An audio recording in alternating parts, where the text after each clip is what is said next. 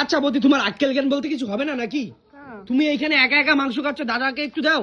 আরে তোমার দাদা রাত্রে খাবে, সকালে খায় না তো।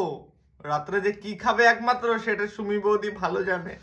বলছি বৌদি, হঠাৎ করে দীপঙ্করকে ছাইড়ে নিজের বরের পাশে এসে মাংস খাচ্ছ, ব্যাপারটা কিছু বুঝলাম না বাল। হ্যাঁ বলছি, নতুন কোনো প্ল্যান চলছে নাকি? না মানে দীপঙ্করের কাছে আসলা, থাকলা, দীপঙ্করের কাছ থেকে চলে আসলা, নিজের বরের কাছে আছো এখন, না বলছি আবার নতুন ভাতার ধরছো নাকি? না বৌদি, তুমি তো যা শিয়ানা আছো, তোমার সাথে কেউ পারবে না এই দুনিয়ায়। নিজে দুই বাটি একা একা খালো, দাদাকে একটু দিল না। দেখো ভাই, এইটুকু জীবনে বাঁচতে গেলে একটুখানি হাসি খুশি থাকতে হয়, সেটা সোশ্যাল মিডিয়াতে হোক আর যেখানে হোক। ঝড় তুফান জীবনে যাই আসুক, জীবনে কষ্ট করতে হয়।